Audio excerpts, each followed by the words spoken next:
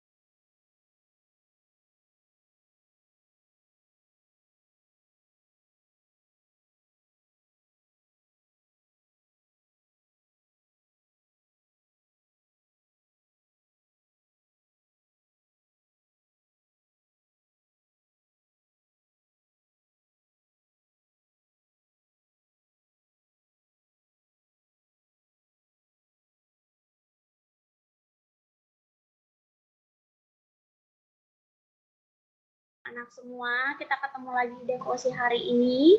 Sebelum kita mulai devosinya, mari kita sama-sama berdoa. Semua anak-anak lipat tangan yang rapi, kemudian tutup matanya dan kita mulai berdoa ya. Kita berdoa. Tuhan Yesus, terima kasih untuk berkat kasih setiamu bagi kami hingga saat ini. Tuhan memampukan kami untuk tetap ada sebagaimana kami ada, kami bisa dengar firman Tuhan. Kiranya Tuhan yang pimpin kami untuk kami mendengarkan firman ini dan menjadi berkat bagi kami. Dalam nama Tuhan Yesus kami berdoa. Amin. Nah, anak-anak, hari ini Ibu Sonya akan menyampaikan firman Tuhan dari kitab Bilangan 17. Ya, kitab Bilangan 17. Anak-anak bisa kelas 3 dan kelas 4 silakan bisa untuk membuka kitabnya di kitab Bilangan 17. Nah, ini sudah disampaikan oleh wali kelas kalian masing-masing di timeline. Jadi misalnya harap biasanya sebelum kalian mendengarkan devosi, kalian sudah membaca terlebih dahulu di pagi hari ya.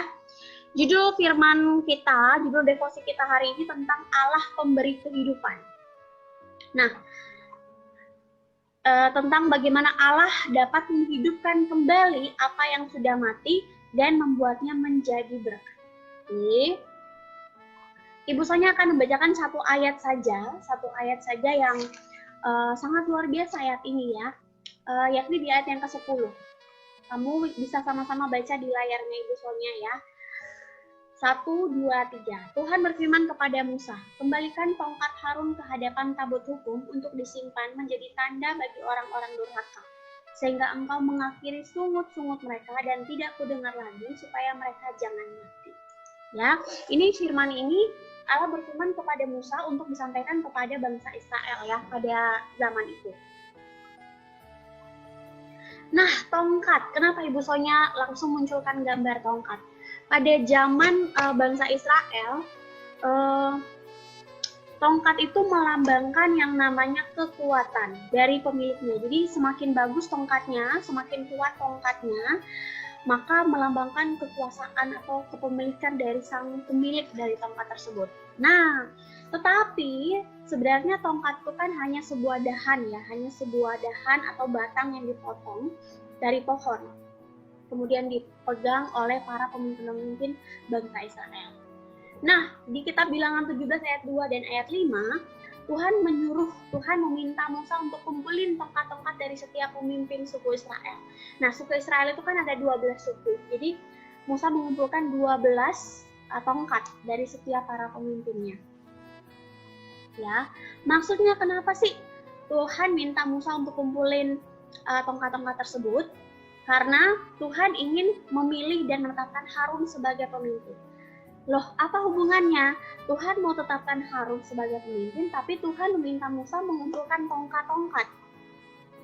Ternyata Allah memiliki berbagai cara untuk meresponi dan menangani ketidaktaatan manusia. Kamu sudah belajar di kitab Bilangan bagaimana bangsa Israel ini terus memberontak ya.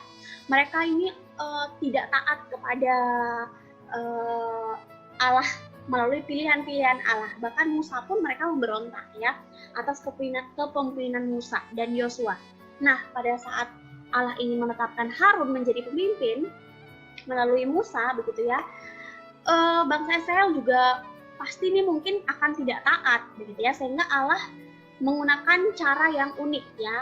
Bangsa Israel ini sombong dan memiliki ambisi yang kuat untuk mengambil alih kepemimpinan.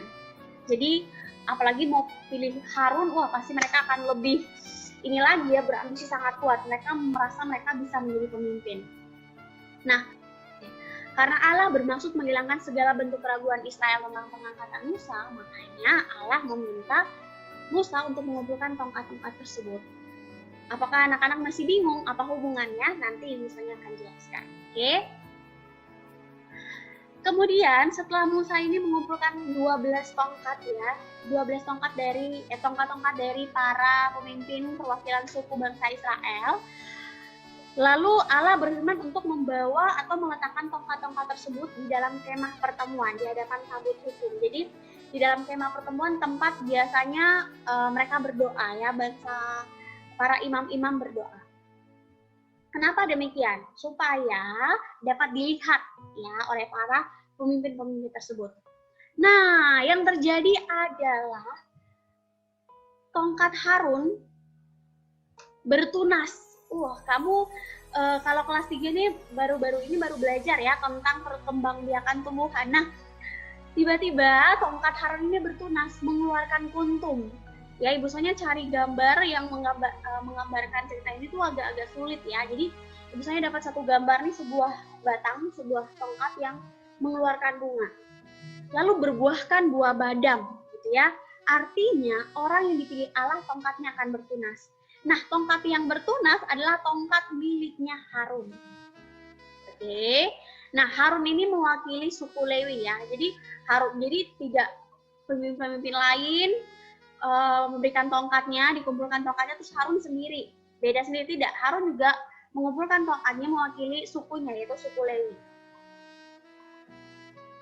Maksudnya apa? Maksudnya ini, Allah punya cara yang unik. Cara Allah unik. Cara Allah unik untuk menetapkan pilihannya.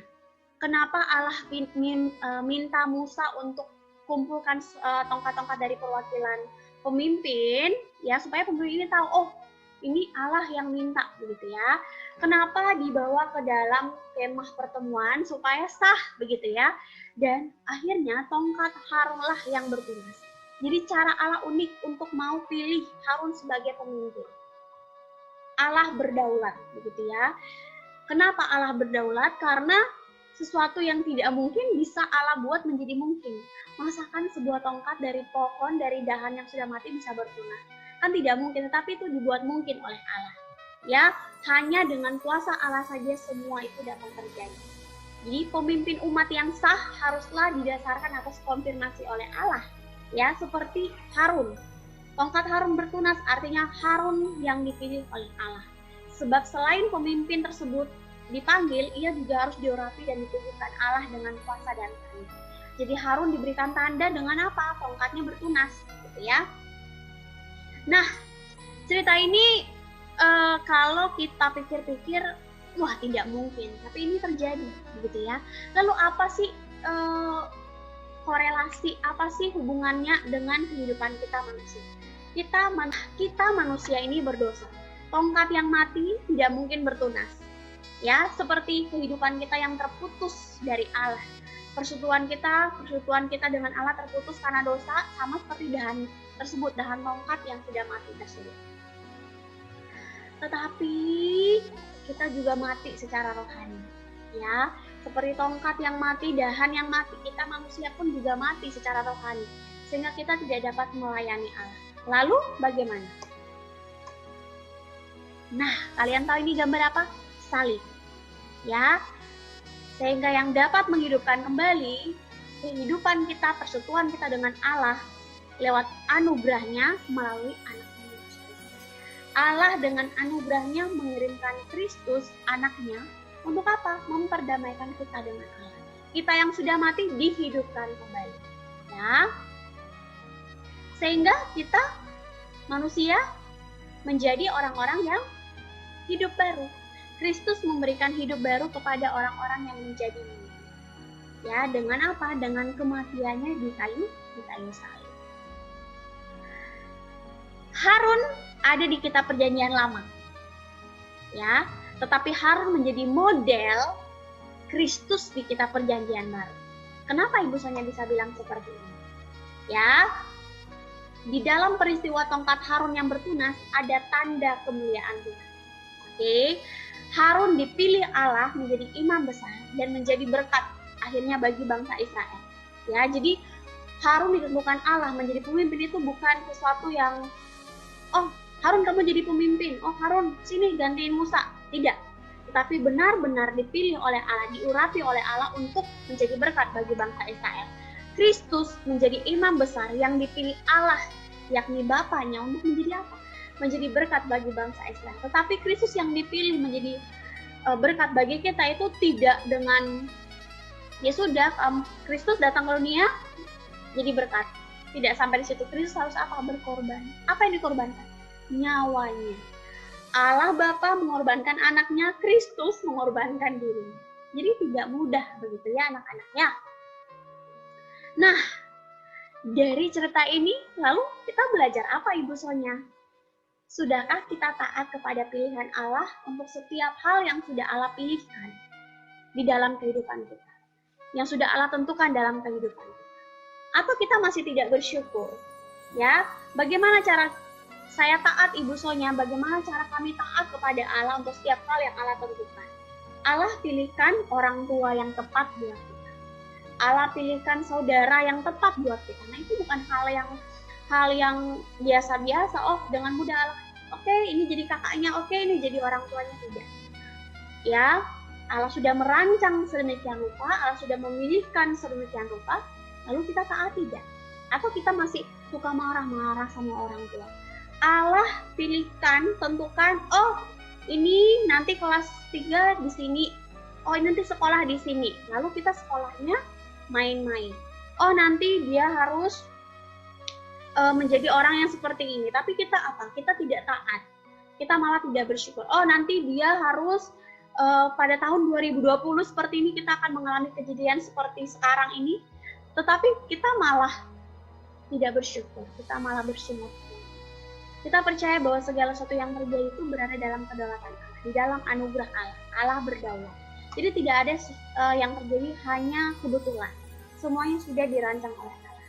Tidak ada yang Allah rencanakan itu tidak baik buat kita. Mungkin di dalam perjalanannya akan ada hal yang mungkin menurut kita tidak baik. Tetapi pasti di akhirnya semua yang Allah ciptakan baik. Semua yang Allah rencanakan baik ada.